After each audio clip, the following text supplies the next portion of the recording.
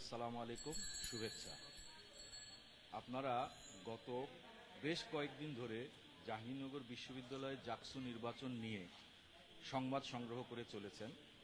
আমি অত্যন্ত সৌভাগ্যবান যে আপনারা বিভিন্ন সময়ে আমাকে ফোনে অথবা সামনাসামনি বিভিন্ন জিনিস জিজ্ঞেস করেছেন, বিভিন্ন তথ্য নেওয়ার চেষ্টা করেছেন। আমি আমার সাধ্যমতো আপনাদেরকে সেই সকল তথ্য দেওয়ার চেষ্টা করেছি। আপনারা জানেন যে নির্বাচন বর্তমানে গতকালকে অনুষ্ঠিত যে নির্বাচন, সেই নির্বাচনের ভোট গণনা চলছে। এই অবস্থায় বিভিন্ন কথা, বিভিন্ন তথ্য, বিভিন্ন গুজব চারিদিকে ছড়িয়ে আছে।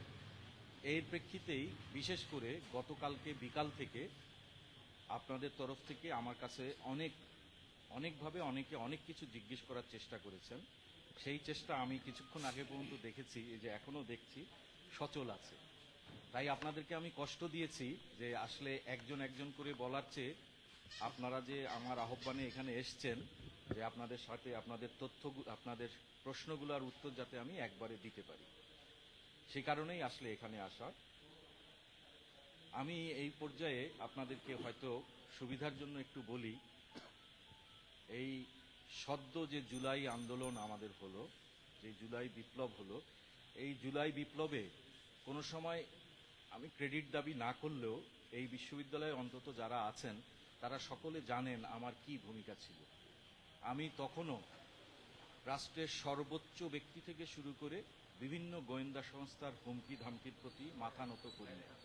আমি সবসময়, যারা আমার ছাত্র আছেন এবং বিশ্ববিদ্যালয়ে পরিচিত তারা জানেন যে আমি সব সময় ন্যায়ের পথে থাকি। আমি হুট করে কোনো সিদ্ধান্ত নেই না, কোনো ধরনের দলীয় ব্যক্তি অথবা কোনো লোভে অথবা কোনো ব্যক্তিকে বিপদে ফেলানোর জন্য আমি কোনো সিদ্ধান্ত নিই না। আমি মোহাম্মদ মাফরুহি সাত্তার, ফার্মেসি বিভাগের শিক্ষক। আমার এই পরিচয়ই আমি মনে করি সবচেয়ে বড়।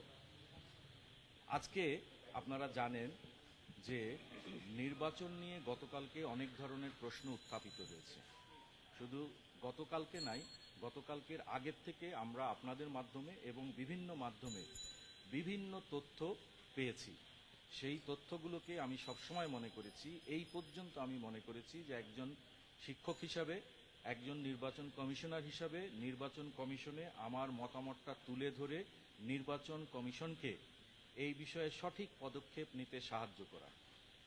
আমি আজকে বলতে বাধ্য হচ্ছি যে আমাকে বিভিন্নভাবে অনেকেই অনেক প্রশংসা করলেও ঠিক সঠিক সিদ্ধান্ত নেওয়ার জন্য যখন আমি কোনো মতামত দিয়েছি অথবা আমি কোনো জিনিস তুলে ধরেছি, তখন অনেক ক্ষেত্রেই দেখা গেছে তা বিভিন্নভাবেই বিভিন্ন কারণে পরিবর্তন করা হয়েছে। আমি একজন দায়িত্ববান হিসাবে হয়তো এর ডিটেলস কোনো কিছু বলবো না, কিন্তু আমি আজকে আপনাদেরকে, প্রিয় সাংবাদিকবৃন্দ, যেটা বলতে চাই যে আমাদের প্রত্যাশা ছিল কি ৩৩ বছর পরের একটি জাকসু নির্বাচন। শিক্ষার্থীরা কি চেয়েছেন, এখনো কি চাচ্ছেন? জাকসু নির্বাচন হয়েছে, তারা ফলাফল চাচ্ছেন, তারা ফলাফলটা প্রকাশ করতে চাচ্ছেন। কিন্তু অত্যন্ত দুঃখের সাথে জানাচ্ছি যে এই সমগ্র প্রক্রিয়া যেভাবে বিতর্কিত করা হয়েছে, যেভাবে এই প্রক্রিয়াগুলো সম্পাদন করা হয়েছে এবং সর্বশেষ এই ত্রুটিগুলোকে দূর করার জন্য যে সকল পদক্ষেপ নেওয়ার জন্য বলা হয়েছে, করা হয়েছে, তার কোনোটাই গ্রহণ করা হয়নি। আপনারা হয়তো জেনে থাকবেন যে আজকে বিকাল 4টায় প্রধান নির্বাচন কমিশনার সভা ডেকেছিলেন। সভাটি আসলে আমি তাকে অনুরোধ করেছি যে আমরা আলাপ করে নেওয়ার জন্য। আমরা দীর্ঘক্ষণ সভা করেছি। আমি আসলে এই অংশটুকু না বলেই পারছি না যে এক পর্যায়ে যখন আসরের নামাজের শেষ হয়ে যাচ্ছে, তখন আমি উঠে নামাজ পড়তে গিয়েছি। নামাজ পড়ে এসে দেখেছি ভোট গণনা শুরু হয়ে গেছে। আমি আপনাদেরকে জানাচ্ছি যে আমি নির্বাচন কমিশনকে বারবার অনুরোধ করেছি যে যেই অভিযোগগুলো উত্থাপিত হয়েছে এবং যে সকল সমস্যাগুলো আছে সেগুলোর দিকে দৃষ্টিপাত করে আপাতত গণনা স্থগিত রাখা হোক। দ্রুত সময়ের মধ্যে এ সকল সিদ্ধান্ত গ্রহণ করে শিক্ষার্থী সহ সারা দেশ যেই বিষয়টি যেই দিকে চেয়েছিল, একটা সুষ্ঠু স্বচ্ছ জাকসু, সেই দিকে আমরা এগিয়ে যাই। কিন্তু আমি তাতে ব্যর্থ হয়েছি। এই ব্যর্থতার দায়ভার আমাকে গতকালকে থেকেই, তার আগেও ছিল, গতকালকে থেকেই আমাকে পীড়া দিয়ে এসছে। সেই জন্য আমি এখন বাধ্য হয়েছি। আমি অনেকগুলো অনিয়ম দেখেছি, অনেকগুলো মারাত্মক রকমের ত্রুটি দেখেছি, যেই ত্রুটিগুলো আসলে পুরো নির্বাচন প্রক্রিয়াটাকে প্রশ্নবিদ্ধ করেছে। এরকম পরিস্থিতিতে আমি নির্বাচন কমিশনের সকলে এই বিষয়ে যেটা বলবো যে একমত পোষণ করলেও বিশেষ কিছু কারণে তারা আমার যে মতামতটা, এই মতামতটা গ্রহণে অপারগতা প্রকাশ করেছে। সেই কারণে আমি নির্বাচন কমিশনের ওই সিদ্ধান্তে, যখন আমি আসরের নামাজ পড়ে এসে দেখেছি যে আমি আমার মতামতটার বিষয়ে সুরাহা না করেই ফলাফল গণনা শুরু হয়ে গেছে, তখন আমি এই বিষয়ে প্রধান নির্বাচন কমিশনারকে আমার যে দ্বিমত, সেই দ্বিমতটি লিখিতভাবে জানিয়ে এসেছি। সময় খুব কম হওয়ার কারণে এই রকম পরিস্থিতিতে আমার পক্ষে নির্বাচন কমিশনার হিসেবে দায়িত্ব পালন করা সম্ভব নয়। সেই কারণে আমি নির্বাচন কমিশন থেকে পদত্যাগের ঘোষণা দিচ্ছি। আমি অতি দ্রুত এই সংক্রান্ত যে লিখিত বক্তব্য তা আপনাদেরকে এবং নির্বাচন কমিশনকে জানিয়ে দেব। ধন্যবাদ, আপনারা কষ্ট করে এসেছেন। স্যার, আমাদের প্রশ্ন আছে, আপনাদের অভিযোগগুলো কি ছিল এবং আপনি কি মতামত দিয়েছেন, যে মতামত তারা গ্রহণ করেনি, এবং আপনি লিখিত কি বলেছেন, যেটা আপনি বলেছেন খোলামেলা কথা বলবেন, এটি জানিয়েছেন। অভিযোগগুলো কি ছিল, কি মতামত দিয়েছেন? আমার মনে হয় একটা উনিই বলে ফেলেছেন যে আমি মতামত দিয়েছি যে নির্বাচন সম্পর্কে যেই সকল বিষয়গুলো উঠে এসেছে সেগুলোর কারণে নির্বাচনের ফলাফলটা, আমি কিন্তু এটা এখন বলিনি, গতকালকে বিকাল থেকে বলেছি, ঠিক আছে, নির্বাচনের ফলাফলটা, এই নির্বাচনের গণনাটা স্থগিত রাখার জন্য বলেছি। আর আপনি যেই প্রশ্ন করেছেন তার অনেকগুলো আমি ন্যায্যতার স্বার্থে পুরোপুরি এইভাবে হয়তো বলবো না। আমি বলবো যে আপনাদেরও হয়তো কিছু ত্রুটি আপনারা দেখেছেন, যেগুলো আপনারা আমাকে বিভিন্ন সময় প্রশ্নবাণে জর্জরিত করেছেন। সেই ত্রুটিগুলো আমি তখন বলেছি যে আমরা দেখছি। তো আমি ব্যর্থ হয়েছি, ব্যর্থ হওয়ার কারণেই, এবং আপনাদের অনেকের উত্থাপিত অভিযোগগুলি সঠিক ছিল। আমার কাছে যদি মোটা দাগে বলি, আমার কাছে মনে হয়েছে নির্বাচনের পরিবেশটা, লেভেল প্লেইং ফিল্ড যেটাকে বলে, সেটা সঠিক ছিল না। যেটা অর্জনে আমরা যেটা অর্জনে ছিল না কেন, বা এটা কেন মনে করছেন? আচ্ছা, যদি আমাকে বলতে দেন নাকি একটু। আচ্ছা, লক্ষ্য করলে দেখবেন যে আমি স্যার ত্রুটিগুলো একটু বলেন। গত কয়েকদিন ধরে কিন্তু আমি এই বিষয়ে কোনো মন্তব্য করি না। হ্যাঁ, আর যেই প্রশ্নটা বলেছেন যে শেষ মুহূর্তে এসে কেন আমি বললাম, আসলে আপনারা কথাটা ঠিকই বলেছেন যে আপনি এই মুহূর্তে এসে বললেন কেন। দেখেন, আমরা সবাই কিন্তু মানুষ, তাই না? আমাদের সবসময় একটা আশা থাকে। আশাটা থাকে কি, একটা জায়গায় হয়তো আমরা একমত হব, আমরা হয়তো সবকিছু কি করতে পারবো, দূর করতে পারবো। যখন সেই জায়গাটা চলে যায়, প্রত্যেকবারই মনে করেছি, কিন্তু এই যে এখন বলছেন যে কেন এই মুহূর্তে বললেন, তাহলে আমাকে হয়তো আগামীকালকে বা পরশু বা যখন ফল প্রকাশ করা হবে তখন আপনারা বলতেন যে কেন ফল প্রকাশের আগে আপনি এটা বললেন না। আমি মনে করি যে আমি হয়তো দেরি করেছি, সেই দোষ আমার, কিন্তু আমি মনে করি better to be late than never. Sir, আমরা স্পষ্ট জানতে চাচ্ছি যে অভিযোগগুলো কি, ত্রুটিগুলো কি, এবং আপনি কেন বলছেন যে ভোট স্থগিত রাখার জন্য, ভোট গ্রহণ স্থগিত রাখার জন্য? একটু ক্লিয়ার করবেন। এইবার একটা খুব সুন্দর প্রশ্ন আসছে, তার আগে আমি উনার প্রশ্নটার উত্তর দিয়ে দিই। সেটা হচ্ছে যে আমি যেটা বলেছি স্পষ্ট, একটা করে আমি বলবো না। আমি ভবিষ্যতে যখন সময় সুযোগ হবে তখন এই সবগুলো নিয়েই হয়তো আপনাদেরকে জানাবো। কিন্তু আমি এক লাইনে যেই আমার কথাটা, সেটা হচ্ছে সাধারণভাবে মানুষ একটা নির্বাচনের স্বচ্ছতা, গ্রহণযোগ্যতা এবং সব দিক থেকে ত্রুটিমুক্ত যেই জায়গাটায় দেখে, সেখানে উই ফেল। স্যার, আপনি স্থগিতের কথা বলছেন, বিকল্প কি ব্যবস্থা হতে পারে? আপনি নিশ্চয়ই স্যার কোনো বিকল্প ব্যবস্থার কথা ভেবেছিলেন? উনি প্রশ্ন করেছেন, সেটার উত্তর দিয়ে নেই। উনি বলছেন যে আমি কি কোনো চাপের মুখে পদত্যাগ করেছি কিনা। আমি এবার উল্টাটা বলি, আমি চাপের মুখে পদত্যাগ করি নাই, কিন্তু গতকালকে বিকাল থেকে আমাকে চাপ দেওয়া হয়েছে যাতে আমি পদত্যাগ না করি। হ্যাঁ, এমনকি বিভিন্নভাবেই আমাকে চাপ দেওয়া হয়েছে যাতে আমি অন্তত মেনে নিই। কিন্তু আমি প্রথমেই বলেছি যে আমি কখনো কাউকে ভয় করি নাই। এখনো ভয় করব না, ঠিক আছে। আমি আমার কাছে যেটা সঠিক মনে হয়েছে আমি সেই সিদ্ধান্ত নেব। স্যার ভোট গণনায় স্থগিত রেখে বিকল্প কি ভেবেছিলেন আপনি? ও ভোট, এটা অনেক সময় হয়ে থাকে। সরি, উনি প্রশ্ন করেছেন যে বিভিন্ন সময় যদি বিভিন্ন অভিযোগ আসে, নিয়মই আছে খুব দ্রুত সেই সমস্ত অভিযোগ আমলে নিয়ে ভোট গণনাটা আপাতত স্থগিত রেখে সিদ্ধান্ত গ্রহণ করা হয়। এটা হয়তো বা খুব কম সময়ের জন্য, কিন্তু কথা হচ্ছে এটা কখনোই করা হয় না। আপনার বিকল্প কোনো সিদ্ধান্ত ছিল? ওই যে অবশ্যই যে আমরা সিদ্ধান্ত নিব, তাই না, যে আমাদের কি কি অভিযোগগুলো এসছে, সেই অভিযোগগুলোর বিষয়ে আমাদের কাছে কি কি মানে কি কি প্রসঙ্গ, সেগুলোকে আমরা সলভ করে তারপরে। আপনি মনে করেন যে মতের প্রতিফলন হয়নি এখানে, মানে ভোটে যেটা করেছে সেখানে কি ছাত্রদের মতের সঠিক প্রতিফলন হচ্ছিল না? আপনি কি ভোটের মনে করেন? ফলাফল যেহেতু ঘোষণা হয়নি, অতএব আমি মনে করি প্রশ্নটা প্রিম্যাচিউর।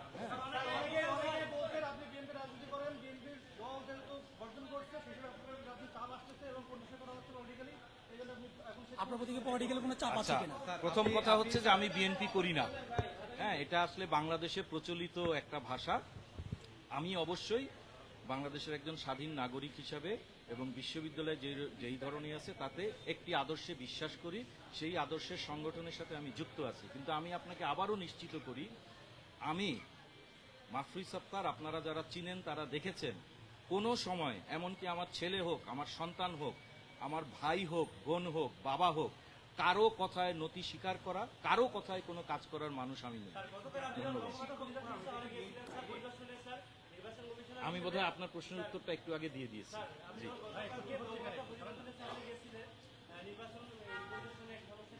সেখানে দুইজন পুলিশ শিক্ষক এবং একজন নারী শিক্ষক অবৈধ এবং অবাস্তবভাবে এবং নিয়মবহির্ভূতভাবে সেখানে প্রবেশ করে এবং একজন ভোটারের পক্ষে গিয়ে তার ভোটারের যেই গোপনীয়তা আছে সেটিও ভঙ্গ করে। ওখানে অনেক সাংবাদিক যে প্রবেশ করে, যেটা আসলে ওই নির্বাচনে আসলে জায়গা। তো আপনি স্যার সেখানে নির্বাচন স্থগিত ছিল, আপনি নির্বাচন কমিশনার হিসেবে সেখানে আসলে কি ব্যবস্থা নিয়েছিলেন? আপনি ওই যে একটু আগে প্রশ্ন করছিল না যে আপনি কি কি অনিয়মের কথা বলছেন, তা আমার মনে হয় আপনি একটা কথা বলে দিয়েছেন, ঠিক আছে। সেখানে তাৎক্ষণিকভাবে নিয়ম মাফিক যেই সিদ্ধান্ত নেওয়ার কথা, আমরা সেই সিদ্ধান্তই সেখানে দিয়ে এসেছিলাম। এটা আপনারা এটা আপনারা সদস্য সচিব এবং যিনি প্রধান নির্বাচন কমিশনার আছেন তার থেকে জানতে পারেন। অংশ ছিলাম, জি।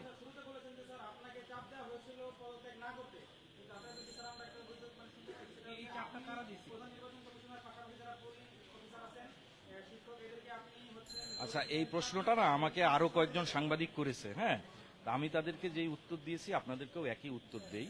আমি এটা খুব প্রায়ই বলে থাকি, কোনো একটা যে কোনোভাবে যদি কেউ বলতে পারেন, সেটা ফোনের মাধ্যমে, লেখার মাধ্যমে বা আমার বক্তব্যের মাধ্যমে কোথাও, যে আমি কোনো যাদের যেই অভিযোগটা আপনি করলেন সেখানে আমি বিন্দু মাত্র কাউকে বলেছি, আমি কাউকে প্রভাবিত করার চেষ্টা করি নাই, কাউকে আমার সাথে আনানোর চেষ্টা করি নাই, আমি কোনোভাবেই এই ধরনের সাথে যুক্ত ছিলাম না। আমি বারবার শুধু আমার মতামতটা বলেছি এবং আমি সকলের মতামত সবসময় শ্রদ্ধার সাথে নিয়ে থাকি। অতএব এই যে তখন পদত্যাগ করে ফেলছেন, অনিয়মটা কি হয়েছে বলতে পারেন? আরো কোনো অনিয়ম থাকলে স্যার বলতে পারেন। জি জি জি, অবশ্যই, এটা আমি শুরুতেই বলেছি। হ্যাঁ, আমি শুরুতেই বলেছি, আমি এই কথা, এটা যদিও তখন বলতে চাই নাই, এই কথা কিন্তু আমি মিটিংয়ে বলে এসেছি, ঠিক আছে। এবং যেই প্রসঙ্গগুলো বলেন সেগুলো আমি সংশ্লিষ্ট প্রশাসনকেও মৌখিকভাবে বলেছি, ঠিক আছে, যে আমি এই দায় নিতে পারবো না।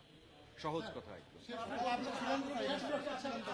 আচ্ছা, আপনারা অনেকে বলছেন যে অনিয়মগুলো বলার জন্য। হ্যাঁ, অনিয়মগুলো হয় কি, যেহেতু এগুলা উত্থাপিত হয়েছে কিন্তু এগুলার ব্যাপারে কোনো সিদ্ধান্ত হয়নি, তাহলে এটা এক ধরনের কিন্তু থাকে, যে এক ধরনের নিয়ম কিন্তু, আইন কিন্তু আছে যে প্রকাশ্যে সেগুলো না বলা। অনেক ধরনের ইস্যু কিন্তু এখানে আছে, তো সেগুলো যখন উপযুক্ত সময় হবে আমি অবশ্যই আপনাদেরকে জানাবো। এটা আপনি একটা প্রশ্ন করেছেন, আসলে এই প্রশ্নটা করে আপনি বোধহয় আমাকে একটু বিপদেই ফেলিয়ে দিলেন। সেটা হচ্ছে যে আমি বলেছি যে আমি গতকাল থেকে, আবারও বলি, আমি কিন্তু শুরুতে একটা কথা বলেছি, আজকেও যেটা হয়েছে যে আমি কমিশনকে অনুরোধ করে আজকে একটা সভায় বসার জন্য, মত বিনিময়ের জন্য, আমাদের সিদ্ধান্ত নেওয়ার জন্য বলেছিলাম। সভাটা কিন্তু শেষ হয়নি। আমি যখন আসরের নামাজ পড়তে গেছি তখন উনারা ভোট গণনা শুরু করে দিয়েছেন। এর আগেও যে ভোট গণনা শুরু হয়েছে সেই সিদ্ধান্তের সময় আমার মতামত নেওয়া হয়নি, যদিও আমি স্পষ্ট করে বলেছিলাম, বলে হয়তো আমি 10 মিনিটের জন্য ওয়াশরুমে গেছি অথবা কোনো একটা ব্যক্তিগত কাজে গেছি, যে আমি বলেছি যে আমার এই মতামত, কিন্তু সেই মতামতটা দেওয়ার পরেও দেখা গেল বা যেটা হয়েছে, সেজন্য আপনি যে প্রশ্ন করেছেন যে এখানে কি অবস্থায়, আমি যেহেতু অংশ স্যার, আপনার মতামত ছিলাম না, বিষয়টা ক্লিয়ার সেই কারণে আমি মতামতটা কিন্তু কি এটা ছিল? বলতে পারছি, উত্তর দিতে পারছি। আপনার মতামতটা কি ছিল? এটা না দিলে তো আমরা ক্লিয়ার হতে পারছি না। ওই যে আমি বললাম যে আমি বলেছি কেন যে বলিস? যেসব টাকার জন্য অভিযোগগুলো কিন্তু আরো আসছে, প্রশ্ন উত্থাপন করছে। কাজে আপনি আপনার যদি মতামত একটা কি ছিল? specific reason বলতেন যে কি মতামত কারণে তারা আপনি রাখে নাই, সেটা এমন কি বলতেন? মতামত ছিল যেটা তারা রাখে নাই? মানে একটা মতামত তো বলেন সব যে এটা ছিল যে যেটা তারা মানে আপনার এমন কি মতামত ছিল যারা রাখে না, যার কারণে আপনি পদত্যাগ করছেন? একটা বলেন স্যার, না হলে আমি তো বলেছি, আমি বলেছি অস্পষ্টতা সৃষ্টি করে। একাধিক, ঠিক আছে, অস্পষ্টতা না, এটা ইস্যুটা হচ্ছে যে এমন কিছু বিষয় আছে যে আমি ইচ্ছা করলেও প্রেসের সামনে, আপনারা সেগুলো জানেন, অনেকগুলো জানেন, ঠিক আছে, আপনারা অনেকগুলো জানেন। আমি শুধু একটা কথা বলি, খুব বড় না করে, যদি আমি নিজে এমন একটা জায়গায় মিথ্যা তথ্য দিয়ে নির্বাচনকে প্রভাবিত করার চেষ্টা করি, যেই জায়গাটা বাংলাদেশের সর্বোচ্চ, তবে আমি কি মনে করব? যদি আমরা একটা জায়গায় থাকি যেখান থেকে আমি একজন স্টুডেন্টশিপ নাই, যেখানে ক্লোজিং কনস্টিটিউশন বলা আছে, এবং আমি যদি সেটাকে সমর্থন করি, তাহলে আসলে আমার কত ভোটার পরিচয় নিতে থাকে বা আমি নিজেই নথি রাখতে পারি। বুঝতে পারি নাই, আর একবার বলবেন? যদি কোনো কনস্টিটিউশন বলা থাকে কারো স্টুডেন্টশিপ না থাকলে আমি তাকে ভোটার দিতে দেবো না, তাহলে আমি তাকে যে সুযোগ দিই এবং দেওয়ার পরে এটাই হবে অবৈধ এবং অনৈতিক আইন দিই, তাহলে সেই সুযোগ স্যার আমি আচ্ছা, আমি আপনার প্রশ্নটা বোধহয়, মানে আপনি যখন নির্বাচন কমিশনে ছিলেন, এই যে জাতিবাসী হয় না, আপনি তো এর পরিপ্রেক্ষিতে তৎক্ষণাৎ পদত্যাগ করা হচ্ছিল যে একটা অবৈধভাবে একজন শিক্ষার্থীকে অনৈতিকভাবে সুবিধা দেওয়া হচ্ছে। আপনি সেটা না করে স্যার আপনি পরবর্তীতে পেয়েছেন। আমার মনে হয় যে সিদ্ধান্ত গ্রহণের প্রক্রিয়ায় কিছুক্ষণ আগে আমি উত্তর দিয়েছি, হ্যাঁ, সেখানে আমি আমার মতামত সুস্পষ্টভাবে বলেছি, আমার মতামত সুস্পষ্টভাবে দিয়েছি, ঠিক আছে, তো সেই বিষয়টিকে এখানে, স্যার, মতামতটা না বললে তো স্যার না না, ওই যে উনি যে স্পেসিফিক প্রশ্ন করেছেন সেই স্পেসিফিক প্রশ্নের উত্তরে আমি বলেছি যে আছে কি নাই, যেমন মনে করেন আপনারা বলছেন, তো আমি বলি যে গতকালকে ভোট গ্রহণ শেষ হওয়ার 10 মিনিট আগে 3জন শিক্ষার্থী এসেছেন। 3জন শিক্ষার্থী এসে কি বলেছেন, যে তারা এক হলে সবকিছু করছেন, তারা সেই হলে থাকছেন। কি হয়েছিল, আগে উনি আরেকটা হলে ছিলেন, সেই হলে উনার থেকে তাকে পরিবর্তন করে নতুন হলে নেওয়া হয়েছে। তাইলে ভোট গ্রহণের 10 মিনিট আগে উনি যখন ভোট দিতে গেছেন, হয়তো আরেকটু আগে, কিন্তু আমি বলছি যে কমিশনে যখন এসছেন উনি এসে বলছেন যে উনি ভোট দিতে পারছেন না। কিসের কারণে? যেগুলো আপনারা ইতিমধ্যে বলেছেন, ভোটার তালিকায় ত্রুটি, বিভিন্ন যে সিদ্ধান্ত নেওয়া হয়েছে, পোলিং এজেন্ট নিয়োগ, ডোপ টেস্ট, অনেকগুলা সিদ্ধান্ত নিয়ে আমার মনে হয় বলা হয়েছে, ইতিমধ্যে প্রেসেও এসেছে। আমার মনে হয় যে ওই জন্যই আমি বলেছি যে আসলে সময় সংক্ষিপ্ত করার জন্য, যে সবগুলো অভিযোগ আপনারা জানেন, হ্যাঁ।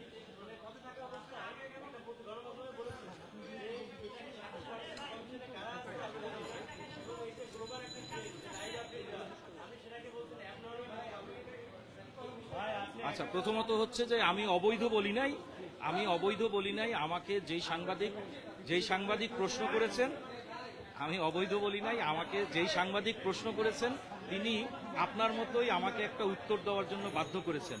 তখন আমি তাকে বলেছিলাম যে ফলাফল যে এইভাবে হচ্ছে, এই ফলাফলটা তো নর্মাল না, এটা অ্যাবনর্মাল, ঠিক আছে। তার মানে কি, ফলাফলটা দেওয়ার কথা কার? আপনি বলুন ফলাফল দেওয়ার কথা কার? আপনি বলুন প্লিজ, কার দেওয়ার কথা? ফলাফল দেওয়ার কথা নির্বাচন কমিশনার, সংশ্লিষ্ট রিটার্নিং অফিসারের। তাহলে আপনি যদি আমাকে ফেসবুকে প্রকাশিত ফলাফল নিয়ে কোনো প্রশ্ন করেন, তাহলে আমি কি বলবো? এটা অ্যাবনর্মাল, বুঝতে পেরেছেন? স্যার একটা বিষয় আপনি বললেন স্যার